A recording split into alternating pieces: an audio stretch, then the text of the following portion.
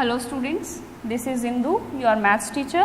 I hope you are all doing well at your homes and practicing your chapter 8. So as we know that we have completed 3 exercises of this chapter, exercise 8.1, 8.2 and 8.3. So today we are going to start exercise 8.4. For that let me log in into my Oxford Advantage app, which is my class app. I will select my class from here and my subject. तो बेटा मैं आपसे ये कहना चाहती हूँ कि आप लोगों ने 3 एक्सरसाइज सॉल्व करनी है, ठीक है। आपकी नोटबुक भी कंप्लीट हो चुकी होंगी। तो आपको अगर एक्सरसाइज 8.1, 2 और 3 में कोई भी इशू है तो आप पर्सनली पूछ सकते हैं, ठीक है। तो यहाँ से बेटा आप देखिए कि मैंने अपनी बुक सेलेक्ट कर ली थी, लेकिन कभी कभी नेटवर्क की वजह से थोड़ा टाइम भी लग जाता है। यहाँ से हम चैप्टर 8 कर रहे हैं तो मैं वो सेलेक्ट कर रही हूँ। बेटा मैं आज आपको करवाने वाली हूँ एक्सरसाइज 8.4। तो 8.4 एक्सरसाइज आप ओपन करने से पहले अपनी बुक का ये पेज ओपन कर लीजिए। और जैसा कि आपको पता है कि आप पीछे की एक्सरसाइजेज में सीख चुके हैं फ्रैक्शन क्या होता है, फ्रैक्शन के पार्ट्स क्या होते हैं, फ्रैक्शन कितने टाइप्स के होते हैं, इक्विवेलेंट फ्रैक्शंस क्या होते हैं, आप लाइक फ्रैक्शन में एडिशन और सब्ट्रैक्शन कैसे करते हैं, एंड आप असेंडिंग और डिसेंडिंग ऑर्डर में आपके फ्रैक्शंस को कैसे अरेंज करते हैं। तो अब हम एक्सरसाइज 8.4 से पहले सीखेंगे, हमारा टॉपिक है finding the fraction of A number. अब अगर आपको एक नंबर का फ्रैक्शन फाइंड आउट करना है तो आप कैसे करेंगे। तो जैसे कि आपको गिवन है what if we need to find 3/4 of 12 apples. अगर हमें 12 एप्पल्स का 3/4 पार्ट निकालना है तो हम कैसे निकालेंगे। हमारे 12 एप्पल्स का 3/4 पार्ट कितने एप्पल्स का होगा। This means 3 parts out of 4 equal parts that 12 apples will be made into. यहाँ पे आपको कहा गया है, आपको क्या देखना है बेटा कि 12 जो है वो आपका होल है, ठीक है, एंड 3/4 वो पार्ट है जो आपको बताना है। अब मैंने आपको 2 चीज़ें बताई थी कि किसी भी फ्रैक्शन में 2 पार्ट्स होते हैं, न्यूमरेटर एंड डिनोमिनेटर। डिनोमिनेटर आपका क्या होता है, वो होता है आपका कि किसी भी होल को आप कितने इक्वल पार्ट्स में डिवाइड करते हैं। डिनोमिनेटर आपका वो है। तो यहाँ पे अगर आपका डिनोमिनेटर 4 है दैट मीन्स आपके 12 को 4 इक्वल पार्ट्स में डिवाइड किया गया है, आपके 12 एप्पल्स को 4 पार्ट्स में डिवाइड किया गया है। और अगर आपका न्यूमरेटर 3 है, ठीक है, न्यूमरेटर 3 है दैट मीन्स आपको 12 के 4 इक्वल पार्ट्स होने के बाद में 3 पार्ट्स को कंसीडर करना है। 3 पार्ट्स में कितने एप्पल होंगे टोटल वो बताना है। तो इसके लिए हम क्या करेंगे, क्या किया जाता है बेटा, 12 को हम 4 से डिवाइड करेंगे। ये हम क्यों कर रहे हैं, क्योंकि हमें ये पता है कि टोटल पार्ट्स तो 4 हैं, टोटल पार्ट्स तो 4 हैं, लेकिन हमें ये नहीं पता कि एक पार्ट में कितने एप्पल हैं। तो वो हम कैसे फाइंड आउट करेंगे, हम टोटल एप्पल्स को 4 से डिवाइड कर देंगे। तो यहाँ पे आपका क्वेश्चन क्या आ जाएगा, 3। दैट मीन्स 12 एप्पल्स के जब हमने 4 पार्ट्स बनाए तो मेरे पास हर एक पार्ट में 3 एप्पल्स थे, ठीक है।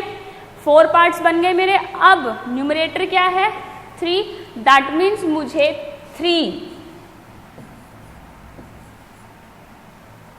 पार्ट्स के एप्पल्स को काउंट करना है। अब आप काउंट करके देखिए क्या होगा, 1 2 3 4 5 6 7 8 9, यानी कि 3/4 ऑफ 12 इज 9। 12 एप्पल्स में से अगर हम 3/4 एप्पल को अलग करते हैं दैट मीन्स हम 9 एप्पल्स को साइड में कर रहे हैं, ठीक है। कुछ इस तरीके से आपको ये सॉल्व करके दिखाया गया है। अब मैं आपको इजी बोर्ड पे 1-2 एग्जांपल्स और करके दिखाती हूँ कि आपको सॉल्व कैसे करना है और लिखना कैसे है। फॉर एग्जाम्पल आप ले लीजिए, मैं आपको देती हूँ 2/3 ऑफ 9। आपको बताना है कि आपके पास 9 स्टार्स हैं और 9 स्टार्स का 2/3 कितना होता है।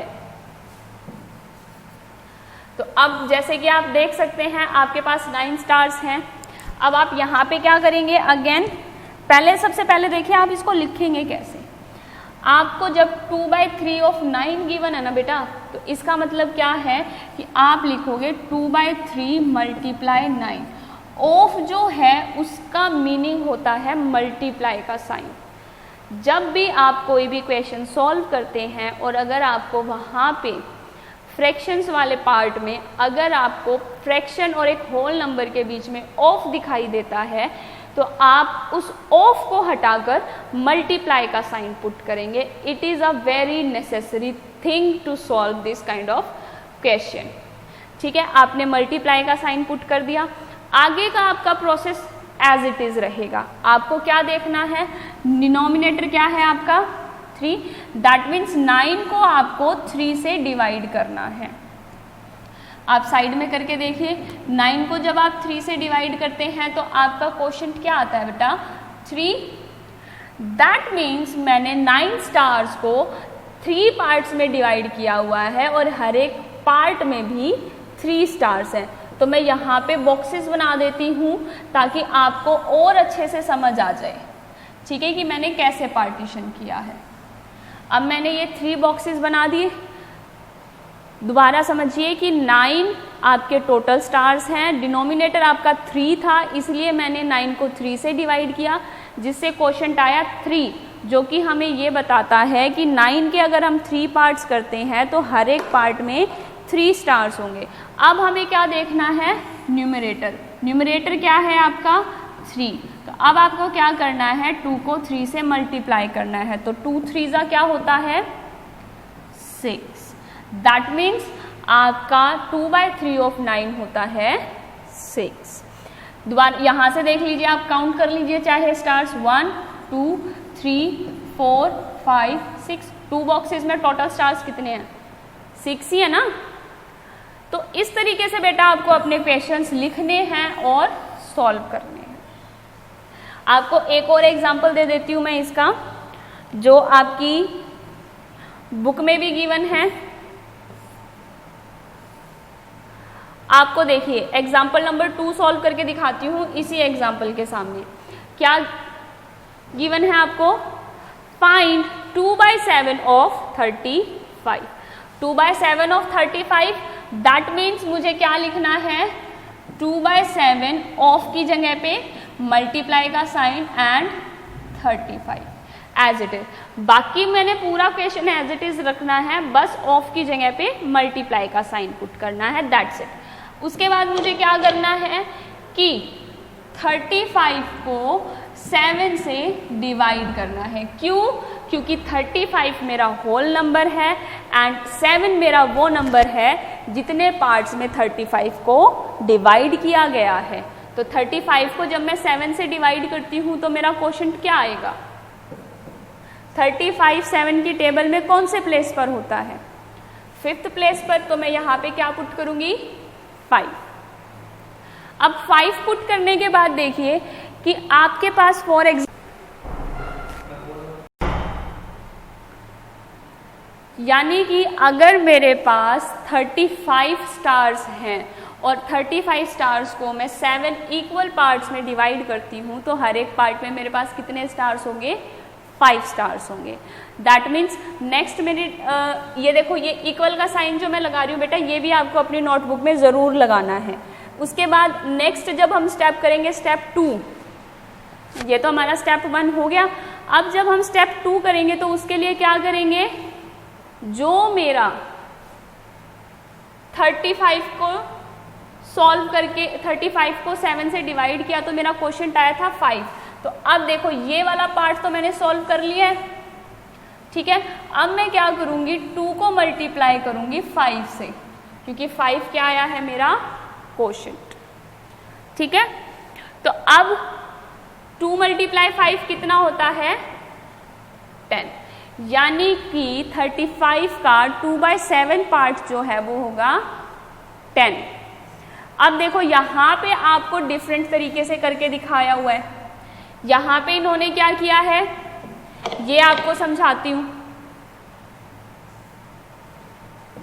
यहाँ पे इन्होंने क्या किया है बेटा कि जब आप इसको ऐसे लिखोगे 2/7 मल्टीप्लाई 35, जब आप इसको ऐसे लिखते हो तो इन्होंने क्या किया है, स्टेप 1 में फर्स्ट स्टेप पे इन्होंने क्या किया है, 2 × 35 कर दिया। सो 2 × 35 क्या होगा आपका 70। और स्टेप 2 में क्या किया इन्होंने, इस 70 को 7 से डिवाइड कर दिया। ठीक है, 70 को 7 से डिवाइड करेंगे तो हमारा क्वेश्चन क्या आएगा 10। अब देखो जो मैंने पीछे क्वेश्चन सॉल्व किया था, पहले जो क्वेश्चन सॉल्व किया था दूसरे मेथड से, उसमें भी मेरा मल्टीप्लिकेशन और डिवीजन ही यूज हो रहा था, लेकिन वहां पर पहले मैंने डिवीजन किया था, बाद में मल्टीप्लिकेशन किया था। ठीक है, तो बेटा ये आपके ऊपर डिपेंड करता है कि आपको कौन सा प्रोसेस जो है वो इजी लगा है और कौन सा जो मेथड है वो आपने क्विकली अडेप्ट किया है। ठीक है, आप दोनों प्रोसेस से किसी भी तरह से इनको सॉल्व कर सकते हैं। मुझे पहले वाला जो प्रोसेस है वो ज़्यादा इजी लगता है क्योंकि हम उसमें बार बार न्यूमरेटर और डिनोमिनेटर टर्म यूज़ करते हैं, तो हमें ये चीज़ें हमारे दिमाग में बैठ जाएंगी कि हमें सॉल्यूशन कैसे करना है। अब चलते हैं हमारी एक्सरसाइज 8.4 की तरफ, जहाँ पर क्वेश्चन 1 है सॉल्व द फॉलोइंग और ए पार्ट है आपका 1/5 ऑफ 15। इसके लिए हम चलते हैं इजी बोर्ड की तरफ। इजी बोर्ड पे हम क्या करेंगे, पहले लिखेंगे हमारी एक्सरसाइज कौन सी है 8.4। उसके बाद हम क्या करेंगे, क्वेश्चन 1 लिखेंगे, ए पार्ट डालेंगे। ए पार्ट क्या है आपका 1/5 ऑफ 15। तो इसी तरीके से बेटा आपको अपनी फेयर नोटबुक में इनको करना है। यहाँ पर आपका डे एंड डेट मस्ट लिखा होना चाहिए कि आपने कौन सी डेट को ये एक्सरसाइज की थी। ठीक है, डे एंड डेट ये आपकी कंपलसरी है ताकि आपको हमेशा याद रहे कि आपने कौन सी डे एंड डेट को ये एक्सरसाइज सॉल्व की थी। अब ए पार्ट है आपका 1/5 ऑफ 15। 1/5 ऑफ 15 फाइंड आउट करने के लिए हम क्या करेंगे, सबसे पहले इक्वल का साइन लगाएंगे, 1/5 ऑफ को मल्टीप्लाई में कन्वर्ट करेंगे और 15 को एज इट इज लिख देंगे। अब मैंने आपको क्या बताया था, आपको क्या करना है, 15 को डिनोमिनेटर से डिवाइड करना है। क्यों, क्योंकि डिनोमिनेटर 5 है, दैट मीन्स 15 को 5 इक्वल पार्ट्स में डिवाइड किया गया है। 15 को जब हम 5 से डिवाइड करते हैं तो ये हमें क्वोशिएंट क्या देता है 3। दैट मीन्स नेक्स्ट पार्ट में मुझे क्या करना है 1 and multiply as it is रखना है। यहाँ से देखो मैंने 1 को कुछ भी नहीं किया, मैंने सॉल्व किया क्या था 15 एंड 5 को, तो 1 मेरा एज इट इज, मल्टीप्लाई का साइन मेरा एज इट इज, इनको सॉल्व करके मेरे पास क्या आंसर आया है 3। मुझे यहाँ पर 3 रख देना है। अब मुझे क्या दिखाई दे रहा है 1 × 3, तो 1 को 3 से मल्टीप्लाई करती हूँ तो मेरा आंसर क्या आएगा 3। That means 1/5 of 15 is 3। Okay, एक और ले लेते हैं क्वेश्चन इसी का, क्या है आपका, अब लेते हैं हम सी पार्ट 3/4 ऑफ 16।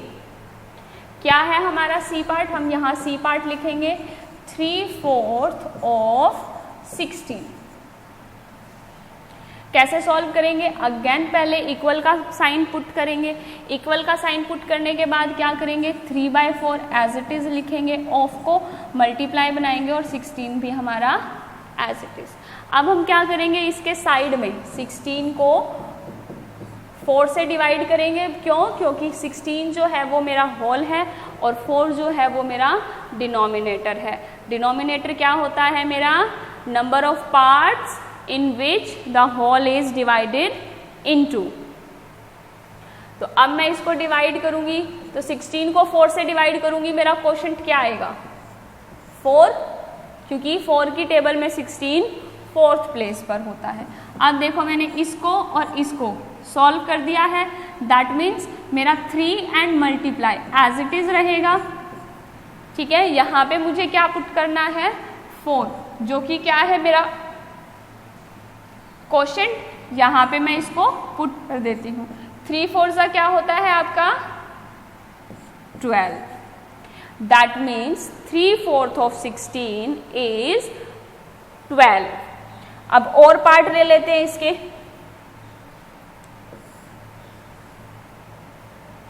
अब लेते हैं हम ई पार्ट विच सेज 1/4 ऑफ 64। क्या है 1/4 ऑफ 64।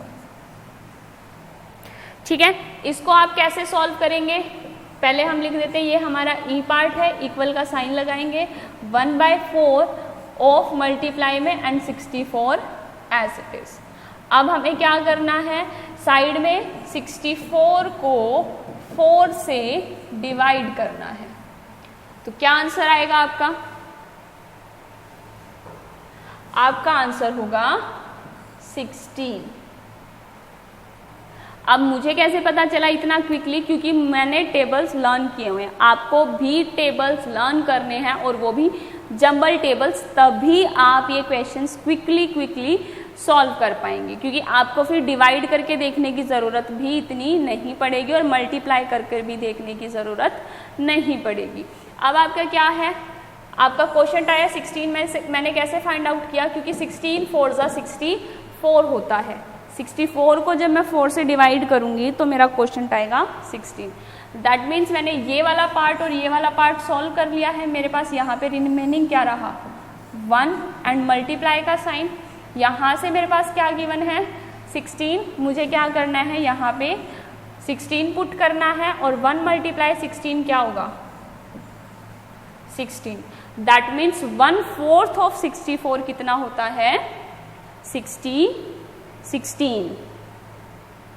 एक और क्वेश्चन ले लेती हूँ आपका इन्हीं में से, आपका ले लेती हूँ जी पार्ट। जी पार्ट क्या है आपका 3/4 ऑफ 72। जी पार्ट है आपका 3/4 ऑफ 72। अगेन मुझे क्या करना है 3/4 मल्टीप्लाई 72। अब मुझे क्या करना है 72 को डिवाइड करना है 4 से। अब आप एक बार इसको ट्राई कीजिए, 72 को 4 से डिवाइड करेंगे तो क्या क्वोशंट आएगा आप बताइए। अपनी रफ नोटबुक में सॉल्व कीजिए, फिर जब मैं आपको बताऊंगी तो आपको चेक करना है कि क्या आपने जो क्वोशंट निकाला है वो सही है या गलत है।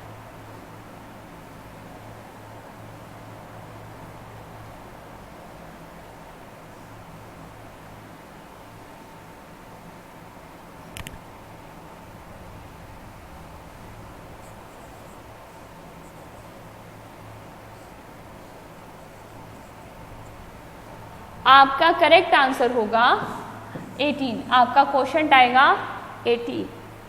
दैट मीन्स मैंने ये वाला पार्ट और ये वाला पार्ट सॉल्व कर लिया है। मेरे पास रिमेनिंग रहा 3 मल्टीप्लाई 4। यहाँ पे मुझे क्या करना है पुट मल्टीप्लाई के बाद 18, क्योंकि इन दोनों का सॉल्यूशन जो है वो क्या है 18। अब 3 मल्टीप्लाई 18 क्या होता है आपका बताइए। 18 3 जा